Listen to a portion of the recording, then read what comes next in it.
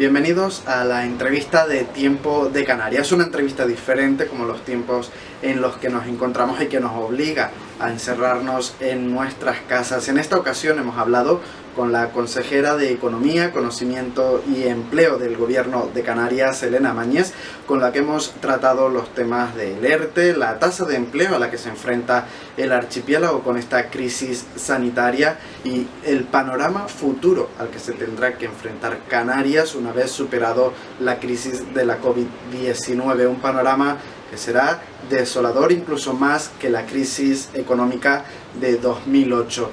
De todo esto hemos hablado con ella y esto es lo que nos ha dicho.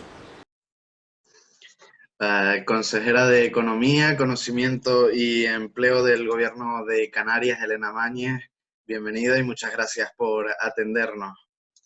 Muchísimas gracias a ustedes por encontrarnos aquí virtualmente. La verdad es que este gobierno, quien en un inicio hubiese pensado que se iban a encontrar con tantas piedras en el camino, quizás no se lo hubiese creído. Incendios en verano, la calima de febrero con incluso el cierre del espacio aéreo, el cero energético de Tenerife, les ha tocado de todo. Sí, la verdad que ha sido un gobierno que ha tenido que enfrentar grandes dificultades y grandes retos, ¿no?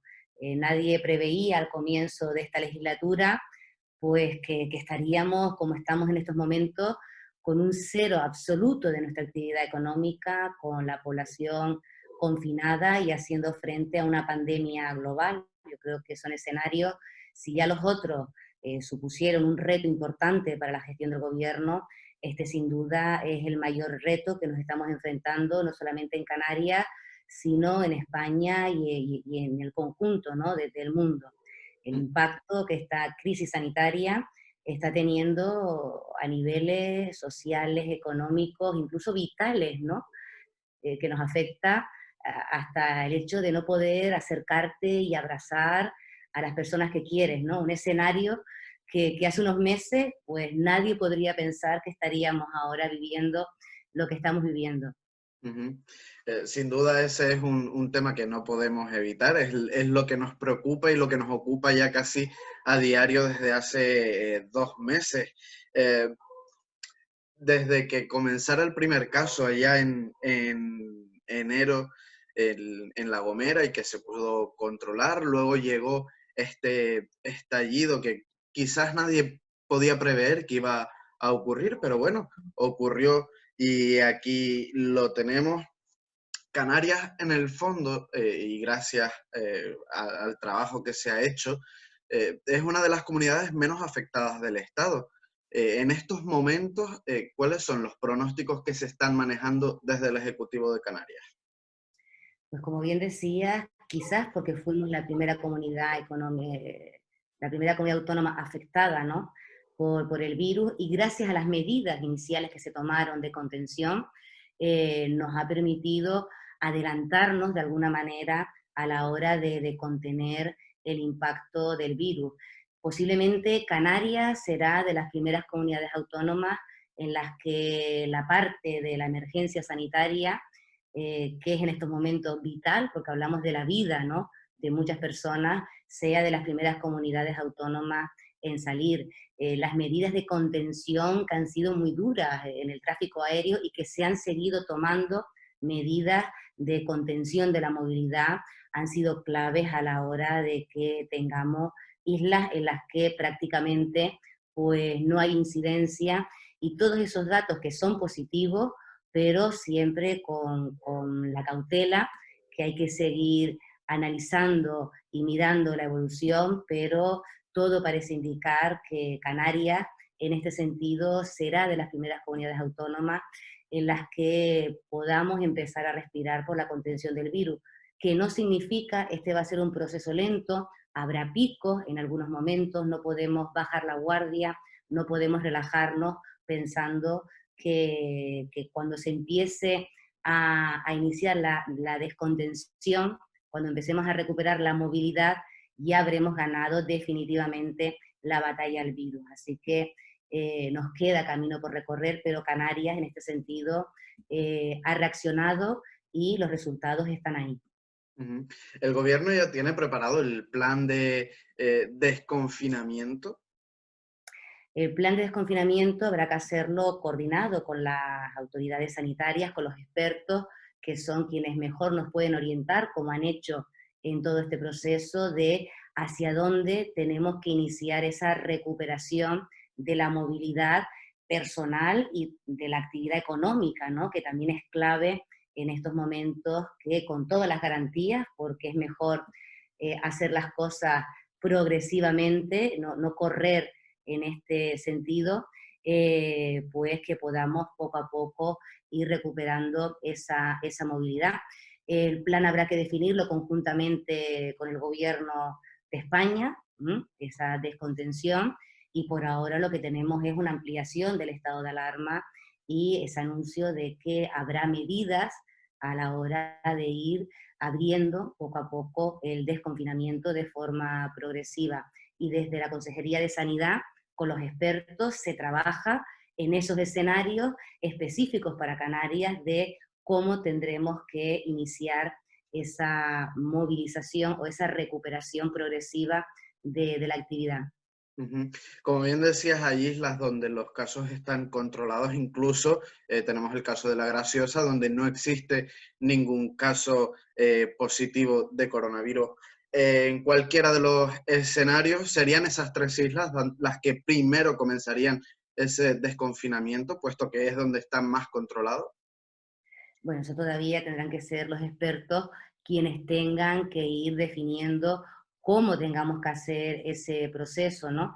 Al final será un proceso escalonado en el que habrá que tener en cuenta todos esos escenarios, aquellas islas que no tengan incidencia, conjuntamente con el resto del archipiélago y con el conjunto también de todo el Estado, porque al final estas tienen que ser medidas coordinadas para que no tengan un efecto perverso el hecho de que esa recuperación de la movilidad al final pues nos conduzca a que los buenos datos que tenemos los perdamos. Así que yo creo que la sociedad canaria en su conjunto está siendo responsable, está siendo paciente, estamos siendo pacientes porque nos afecta a todo el conjunto de la sociedad, y que esa misma calma, esa misma tranquilidad, esa misma conciencia, ¿no? Tenemos que mantenerla el tiempo que sea necesario porque será una garantía para el conjunto de la ciudadanía. Ujú. Ya entrando en las materias, en las áreas que usted dirige, en Consejo de Gobierno se aprobó el aplazar el pago del IJIC hasta el 1 de junio. ¿Qué implica esto para las arcas de la comunidad? Pues implica, por un lado, que estamos dando una inyección económica en estos momentos al tejido productivo, pero evidentemente implica una merma en la recaudación por parte de la comunidad autónoma. En el mes de marzo ya se ha notado esa caída en la recaudación del IJIC, se han recaudado solamente 86 millones, y ese es el frágil equilibrio en el que nos movemos en esta recuperación económica. Sin ingresos no hay gastos. Por eso es clave que, a pesar de todo este tipo de medidas de aplazamiento para inyectar liquidez, lo que es clave y urgente en estos momentos es que se nos permita a las comunidades autónomas el endeudamiento, la flexibilización de las reglas fiscales, porque si no va a ser insostenible en el tiempo todo el colchón social que se está poniendo en marcha, todas las medidas que van a seguir siendo necesarias, específicamente en Canarias, en donde ya el presidente del gobierno ha puesto sobre la mesa al presidente del gobierno de España la necesidad de que Canarias cuente con medidas específicas y singulares, porque si bien tenemos el dato positivo de que seremos la primera comunidad autónoma, seguramente, o de las primeras, en superar la crisis sanitaria del COVID-19, vamos a ser sin ninguna duda la comunidad autónoma que tenga un mayor impacto social y económico consecuencia de esta crisis. Por lo tanto, hace falta y lo vamos a exigir, lo ha exigido el presidente, lo vamos a seguir exigiendo, lo hacemos cada consejero y consejera en nuestras reuniones bilaterales con los ministros y ministras de nuestras respectivas competencias, que Canarias necesita medidas específicas para hacer posible esa recuperación económica. Nuestro motor económico, que es el turismo, 35% del PIB, más de 300.000 empleos directos e indirectos vinculados al sector, está parado y no esperamos que se pueda recuperar hasta el año 2021. Por lo tanto, es urgente, necesitamos, y fuimos la primera comunidad autónoma que puso sobre la mesa la necesidad de que los ERTES por causa de fuerza mayor se mantuvieran más allá del fin del estado de alarma. Y desde luego es una buena noticia escuchar a la ministra que ya ese planteamiento lo está expresando públicamente. Canarias necesita ayudas específicas, un plan específico, porque sin duda nuestra mayor vulnerabilidad social, nuestra singularidad económica, nuestro hecho diferencial requiere de esas medidas. Ujú. Esos 80 millones que se han ingresado en el mes de marzo por vía del IJIC, ¿cuánto ha sido la variación respecto al mes anterior o al año anterior inclusive? Pues el año anterior, en el mismo mes, fueron 256 millones, ¿no?, de recaudación del IJIC. Por lo tanto, se ve claramente el impacto. Acabamos de aprobar un Real Decreto de medidas económicas en las que también se recoge una inyección de 1.700 millones de euros de tratamiento a corto plazo para tener liquidez, para seguir afrontando el gasto social, que es una prioridad en estos momentos, el esfuerzo que se está haciendo para garantizar que nuestros sanitarios tengan los medios que necesitan, pero también para hacer frente a las medidas que habrá que ir adoptando para esa contención económica y social, que el impacto en Canarias, desde luego, va a ser muy, muy importante, y ante eso el gobierno de Canarias va a ser exigente a la hora de que esas necesidades específicas de Canarias sean tenidas en cuenta por el gobierno de España. Ujú. Desde que se iniciara el estado de alarma, uno de los colectivos que más se quejaban de que se sentían un poco desprotegidos fue el colectivo de los autónomos.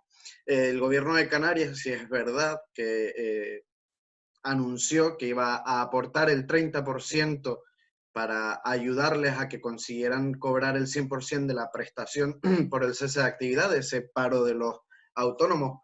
¿Cuánto dinero ha necesitado utilizar el gobierno de Canarias para poder hacer frente a esto? En principio son 11 millones de euros, atendiendo a la duración del estado de alarma, pero evidentemente si la situación se prolonga, habrá que destinar fondos para ampliar la duración de la medida. Calculamos que se pueden beneficiar más de 20.000 autónomos que en estos momentos pues, han tenido que cesar su actividad como consecuencia del estado de alarma, y nos parecía que era una de las primeras medidas que teníamos que adoptar, porque suponen una parte importante de nuestra actividad y de nuestro tejido económico, y que son también la parte más vulnerable de esa parte, y que era fundamental el que pudieran contar con este complemento que les permite garantizar que van a tener el 100% de este llamado paro de autónomos, del cese de la actividad. Eso no significa que sean medidas únicas y exclusivas y que no estemos barajando otras medidas, pero vuelvo a la parte inicial. En estos momentos tenemos que ser, desde luego, actuar con todas las cautelas, porque si no hay ingresos, no hay gastos, y lo que es fundamental, y el reto al que tenemos que hacer frente, y que Europa es fundamental que se comprometa, es a la hora de permitir ese endeudamiento para que podamos hacer frente al colchón social que va a ser necesario en el conjunto del territorio, pero sobre todo en Canarias, porque ya veníamos con una brecha social importante. Aunque había habido una recuperación económica y los indicadores económicos en Canarias pues tuvieron una tendencia positiva, pero la recuperación social no había llegado al conjunto de la ciudadanía. Mayores tasas de paro, mayores tasas de pobreza, Y en ese proceso de que todavía nos estamos recuperando de las consecuencias sociales de la crisis de 2008, nos viene pues esta crisis impensable, inimaginable, que nos coloca todavía a Canarias en una situación de mayor vulnerabilidad. Por eso, el plan de choque que plantea el presidente del gobierno al gobierno de España, las medidas de endeudamiento, que se mantengan los ERTES por causa de fuerza mayor para garantizar que no se destruya empleo en Canarias, para garantizar que la herida en el tejido empresarial sea la menor posible, son propuestas clave y estratégicas que ha defendido el gobierno desde el primer momento y que vamos a seguir defendiendo y que esperamos que tengan la respuesta que Canarias necesita. Ujú.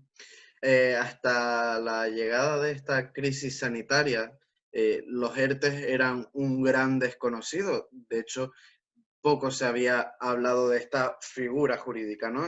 En el archipiélago hasta el día 3 de abril se habían solicitado o habían 24.337 expedientes que afectaba a unos 186.700 trabajadores, más o menos. A día de hoy, esos expedientes y esos trabajadores afectados por los ERTE, eh, ¿en qué situación están? Bueno, ya vamos por más de 25.000 solicitudes y más de 190.000 personas que están afectadas por estos expedientes. Lo primero es que esta es la mejor medida que se podía plantear por parte del Gobierno de España a la hora de garantizar el empleo, evitar los despidos y también que sea una garantía, un alivio para las empresas para evitar el cierre de su actividad. Por lo tanto, es una medida excepcional, necesaria, y que esa avalancha de ERTES además demuestran el éxito de la medida. Son contratos que están suspendidos, es decir, que el trabajador no pierde su contrato, va a cobrar el 70% de la base de cotización, incluso personas que no tuviesen el tiempo cotizado, personas que tuviesen contratos temporales, es decir, todas las circunstancias quedan bajo el paraguas de los expedientes de regulación de empleo y además las empresas de menos de 50 trabajadores quedan exentos de las cuotas de la seguridad social y las de más de 50 pues al final tienen solamente cotizan por el 25%. Por lo tanto, es una medida positiva para los trabajadores y trabajadoras, además con una garantía de mantenimiento en el empleo durante los 6 meses posteriores a la finalización. Por lo tanto, es una medida positiva, la mejor medida que se podía adoptar y que es una garantía para los trabajadores y para las empresas. Y por eso mismo pedimos al Gobierno de España que esta medida se tiene que mantener en sectores como es el caso de la hostelería. El turismo, a diferencia de otras actividades económicas, el día que finalice el decreto del estado de alarma, no se va a recuperar. Los 16 millones de turistas que venían a Canarias no van a llegar al día siguiente que se ponga fin al estado de alarma. Si queremos evitar la destrucción de empleo en Canarias, si queremos evitar el cierre de empresas, es necesario que esta medida se mantenga en el tiempo, acotada a aquellos sectores que no van a poder recuperar su actividad de forma inmediata, como es claramente en el caso de Canarias, nuestro motor, que es el turismo. Por eso, esta medida es una garantía y queremos que esa garantía en el tiempo se prolongue en Canarias. Hay absoluta unidad en Canarias con agentes sociales, agentes económicos, a la hora de defender esta medida y considerarla vital y estratégica en estos momentos. Me gustaría también destacar la unidad de acción que durante todo este tiempo está manteniendo el gobierno con patronales y sindicatos, porque es fundamental el diálogo social en estos momentos, la unidad de acción con los partidos políticos también, con los ayuntamientos, con los cabildos, esas reuniones de los lunes que tiene el presidente con todos los agentes sociales, políticos, económicos, son fundamentales para que podamos hacer frente con éxito a este tiempo que va a ser difícil, que no nos podemos engañar, que va a ser difícil, pero que trabajando unidos, estoy convencida que saldremos del bache, no solamente de la crisis sanitaria, sino que también de la crisis social y económica que en Canarias va a tener un impacto diferencial. Ujú. Eh, ¿A qué tasa de paro se enfrenta el archipiélago a consecuencia de esta crisis sanitaria? Hemos visto que en un mes, y casi podríamos decir 15 días, porque el estado de alarma se produce el día 14, pues hemos visto cómo ha habido un incremento casi en 20.000 personas en el desempleo.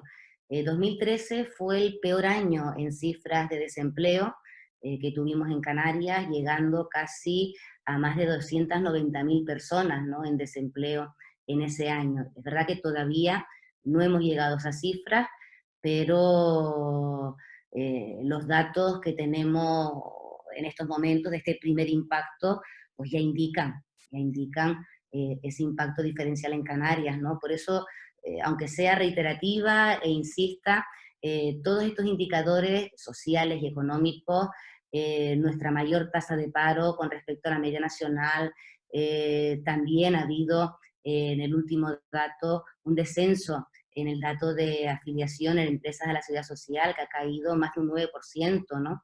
Estamos entre las primeras comunidades autónomas en cuanto al impacto social y económico de esta crisis, y por eso es necesario la unidad de acción y es necesario también medidas diferenciales para Canarias que atiendan a nuestra realidad, a nuestra insularidad, al sobrecoste que supone la insularidad y nuestra condición de región ultraperiférica, y ahí en este esfuerzo de trasladarle tanto el presidente del gobierno al presidente del gobierno de España, como cada consejero y consejera a nuestros ministros y ministras correspondientes, este hecho singular y nuestra defensa unida de que esta realidad en Canarias requiere de un trato singular y diferenciado, porque no es capricho, los datos son objetivos y el impacto en Canarias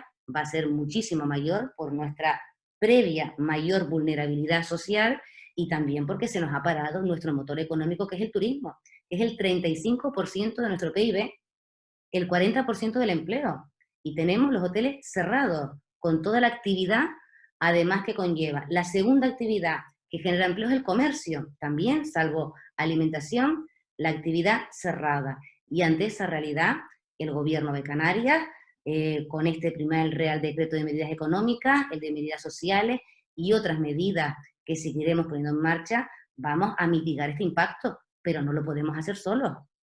Necesitamos también del gobierno de España y sobre todo, insisto, endeudamiento y relajación de las reglas fiscales, porque si no tenemos esos ingresos, pues no vamos a poder hacer frente al gasto social. Y una reflexión que yo creo que también esta crisis ha puesto en evidencia, la importancia del estado del bienestar, que en tiempos de crisis pasados sufrieron grandes recortes y vemos como ante una crisis impensable como esta, que es una crisis sanitaria con un impacto social y económico, sin un estado del bienestar fuerte, si no tuviésemos una sanidad universal, pública y gratuita, no podríamos hacer frente en las condiciones que lo estamos haciendo en estos momentos. Por lo tanto, el estado del bienestar tiene que ser el garante en estos momentos y no cometer los errores que se cometieron en 2008. Esto no pasa por recortar, sino pasa por fortalecer para que tengamos ese colchón social para dar respuesta a las empresas, a los trabajadores y a esa recuperación necesaria de nuestra actividad. Ujú. Entonces, Canarias se enfrenta a cifras de desempleo similares a las peores cifras de la anterior crisis económica. No hemos llegado a esas cifras, pero estamos hablando del primer impacto de los primeros 15 días, que parece que es verdad que en la parte sanitaria el primer caso se produjo en enero, pero el Real Decreto que establece el estado de alarma, que el día 14 del mes de marzo, y llevamos 15 días de cierre de actividad económica, de confinamiento, y en muy poquito tiempo ya estamos viendo el impacto.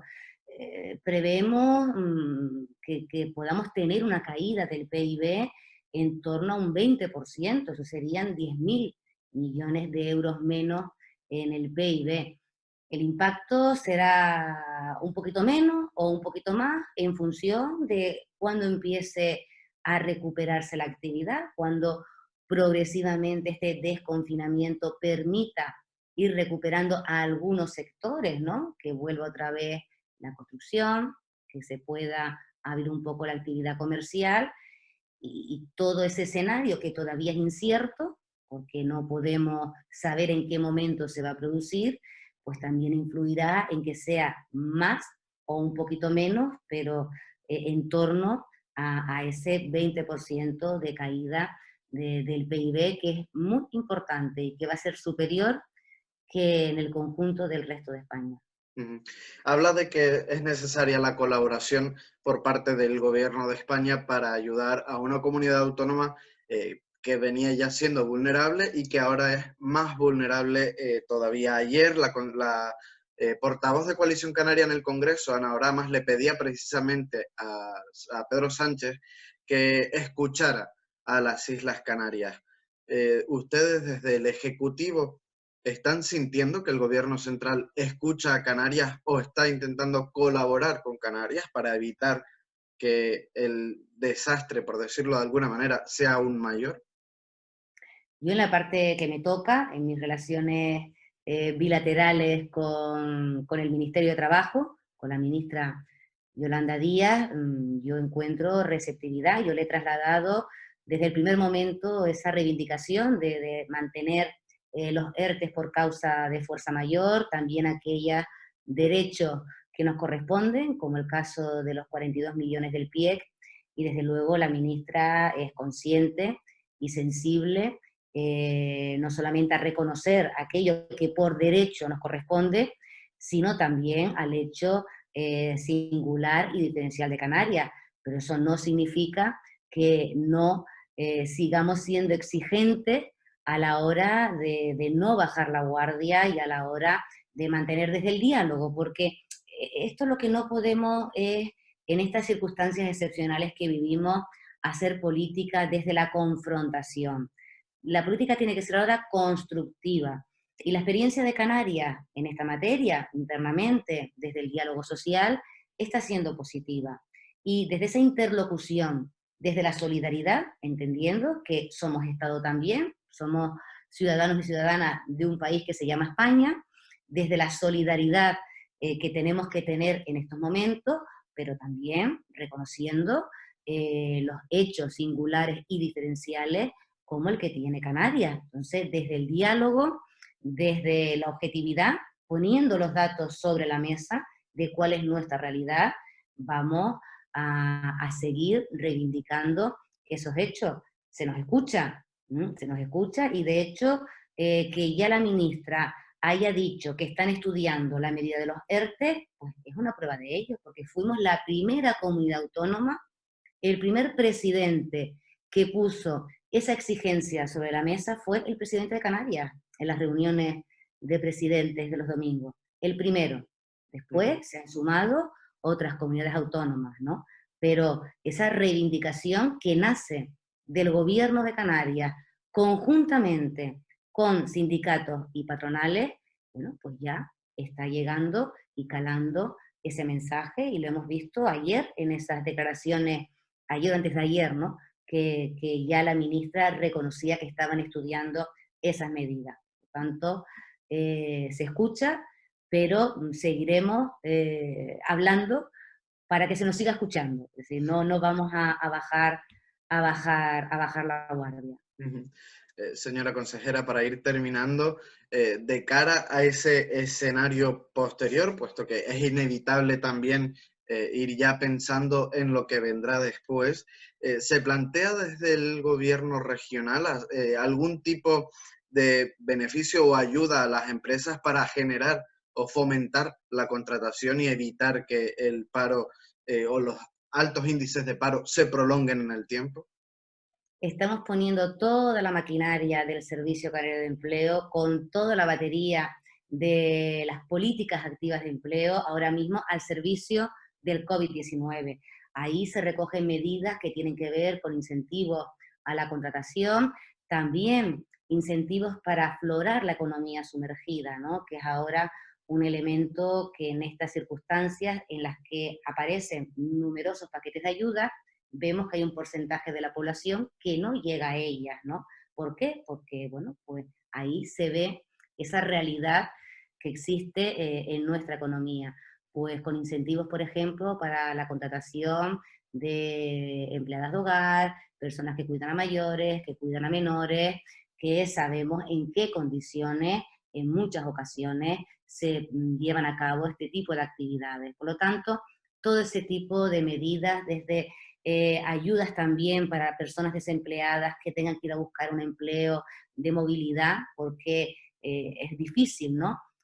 Moverte para buscar empleo cuando no tienes ingresos suficientes y eso supone una dificultad y un coste añadido. Y también políticas de incentivos a la contratación de colectivos vulnerables, de personas paradas de larga duración, también específicas para autónomos y pymes, ¿no? A la hora de ayudar, favorecer, incentivar la contratación, pero todo eso llegará según se vaya recuperando la actividad, si es que si no hay actividad económica, hasta que no tengamos nuestro motor económico, que es el turismo, en pleno rendimiento, pues todo eso será un proceso, pero desde luego ya tenemos cuantificando con los recursos que ahora mismo disponemos, pero también viendo para ese plan de contingencias, ¿no? ¿Qué más recursos serían necesarios?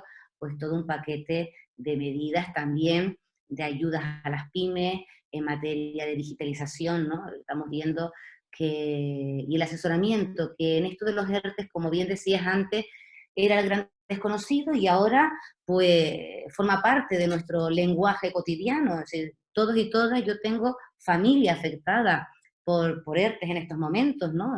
Todo el mundo tiene personas cercanas que ahora mismo están en esa situación, pero que, insisto, es un colchón, es una seguridad y una garantía el que formen parte de esos ERTE. Pues hemos visto que el asesoramiento ha sido clave, ¿no? Hemos tenido muchas reuniones con los agentes sociales económicos, con colegios de graduados sociales, con quienes ahora mismo son quienes tramitan esos ERTE, porque había también mucho desconocimiento, ¿no? Sobre cómo tramitarlo, y ahora que también habrá que empezar a plantearse el pasar esos ERTES por causa de fuerza mayor a ERTES por causas productivas, vamos a poner en marcha un gabinete de asesoramiento, porque hemos visto a veces también que en esas memorias que llegaban de los ERTE, pues teniendo las causas para justificarlo, pero a lo mejor las memorias no estaban suficientemente bien justificadas. Y no porque tratasen de ocultar algo. A mí esto de criminalizar a las empresas no me gusta, porque yo lo que he percibido en este tiempo es todo lo contrario, voluntad y ganas de proteger a sus trabajadores y trabajadoras, pero es verdad que les hace falta el asesoramiento a la hora de que esa tramitación se haga en condiciones y ya estamos empezando a organizar ese gabinete para que ofrecer ese apoyo que lo hemos hecho a golpe de teléfono, el director general, el viceconsejero, directamente llamadas de personas, empresarios, agentes, colegios profesionales con dudas, ¿no? Y hemos estado ahí dándoles ese asesoramiento, pero vamos a articularlo con un gabinete que apoye en estos procesos, porque es clave que tengan también ese apoyo en estos momentos. Consejera de Economía, Conocimiento y Empleo del Gobierno de Canarias, Elena Mañez, muchísimas gracias por atendernos. Muchísimas gracias a ustedes. Hasta pronto.